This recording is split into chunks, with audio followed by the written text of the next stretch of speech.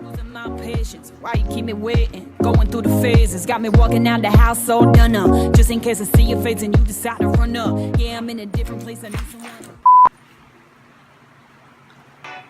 Hi guys, Christopher Hill here talking. So on this episode, we will talk about plagiarism, copyright, and fair use. So I don't want to discuss these topics longer because I want you to learn while on the process of the video. Let's be practical this time. So sit back and relax while watching the video.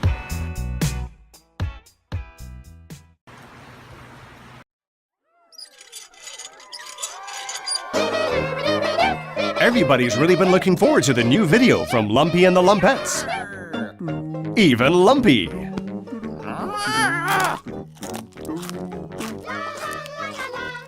Russell's a huge fan. He can't wait to tell all his friends about it. Hey, Russell! You didn't create that video, you just copied someone else's content. Uploading someone else's content without permission could get you into a lot of trouble. It may be copyright infringement. Copyright is a form of protection for original works of authorship, including literary, dramatic, musical, graphic, and audiovisual creations. Copyright infringement occurs when a copyrighted work is reproduced, distributed, performed, or publicly displayed without the permission of the copyright holder or the legal right to do so. Here's an idea. Why not make your own video?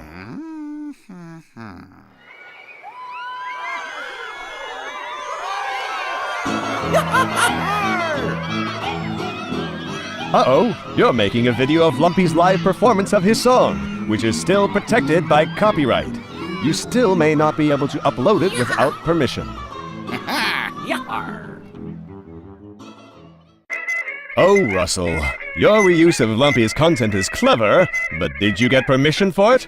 Mashups or remixes of content may also require permission from the original copyright owner, depending on whether or not the use is a fair use. In the United States, copyright law allows for the fair use of copyrighted material under certain limited circumstances without requiring permission from the owner.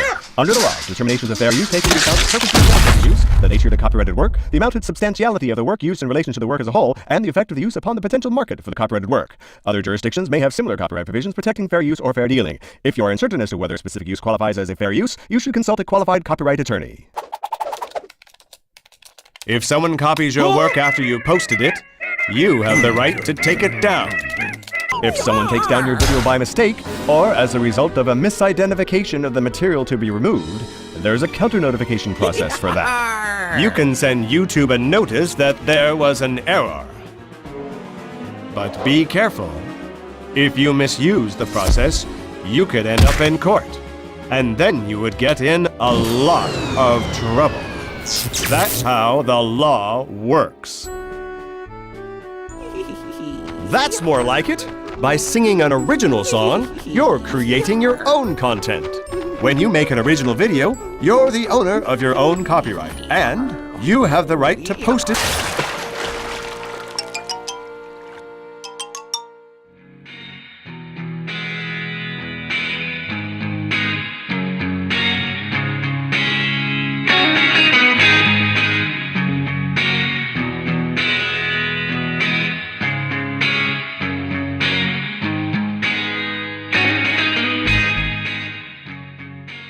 First lesson will focus on what is plagiarism, while the second lesson will address how to avoid plagiarism.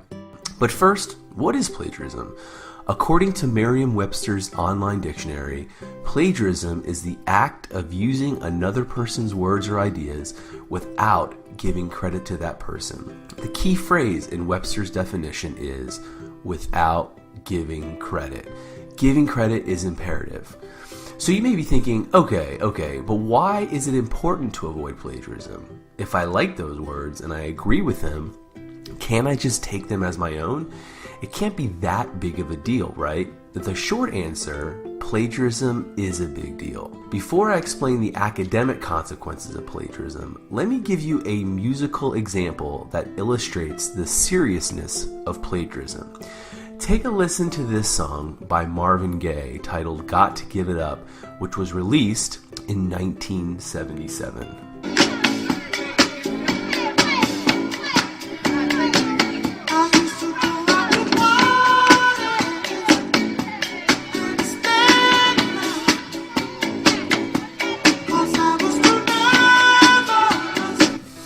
Now, listen to this song titled Blur Lines, which was released in 2013 by Robin Thicke, featuring Pharrell Williams and T.I. Everybody get up.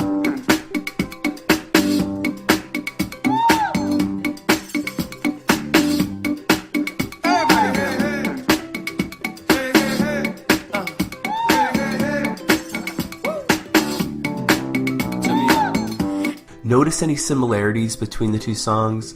Marvin Gaye's family did. In fact, Robin Thicke was accused of plagiarism by the Marvin Gaye estate, which provided significant evidence against Thicke's blurred lines. And the Rolling Stone reported that Thicke and Company had to pay out a whopping $7.3 million to Marvin Gaye's estate for plagiarism. So what about plagiarism in academia? You'll probably not owe millions of dollars nor go to jail. However, plagiarism is still a very serious offense. For instance, Florida State College of Jacksonville's policy states in the Student Rights and Responsibilities under the heading Procedures for Handling Alleged Academic Dishonesty, academic dishonesty in any form is expressly prohibited by the rules of the District Board of Trustees of Florida State College at Jacksonville. The consequences can include either failing the student for the assignment, failing the student for the course, or referring the student or students for possible suspension or dismissal. So it is very serious indeed. So how can we avoid those blurred lines of plagiarism and original thought? First, it is key to understand the assignment and its expectations. For instance, if professors in social sciences or nursing or business, those professors often prefer a style called APA. Professors in the liberal arts, humanities often prefer MLA. There are other citation styles, so you want to make sure you format your citations according to your audience. If your professor doesn't state specifically, be sure to ask. For this presentation, I'll be focusing on MLA, which stands for Modern Language Association. So what constitutes plagiarism? Some of the more obvious examples include buying an essay from a website like payforessays.net or freshessays.com. Another example would be letting your mom or dad or boyfriend, girlfriend, friend, neighbor write the essay for you. But if you do write the essay, rather than trying to dishonestly farm it out, you want to make sure that you aren't committing these acts of plagiarism. Copying information word for word, also known as verbatim, directly from the source without giving credit. Okay, that is egregious. That's equally as bad. Or, and many students are unaware of this, if you paraphrase, which is putting the information in your own words from a book or website, but you do not give credit to the book or website, that is still plagiarism. Why, you may be wondering? It's plagiarism because it's not your ideas. Sure, you may agree with those ideas, but it's important to give the writer credit for those ideas.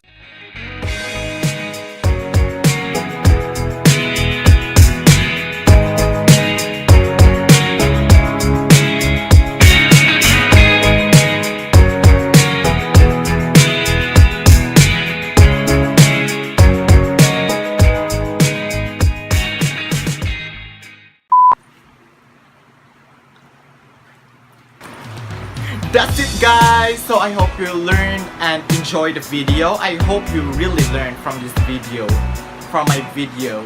Okay, so just to summarize it all, copyright it's like a law, you know. It's a law that protects an owner from all of his work of art or literature.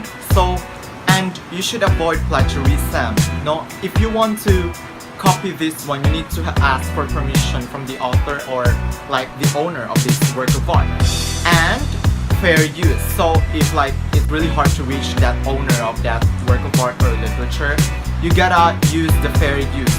Okay, fair use. So this means like you just gotta cut some clips of this full video and then you're gonna use it for your own, but you cannot use it for to sell, to have money or income from it, because you are not the owner. Alright? So thank you guys for watching. Don't plagiarize. Alright? It's really good when like it's your own. No? You're original. You're beautiful and you're unique. Just remind you. Happy Valentine's Day!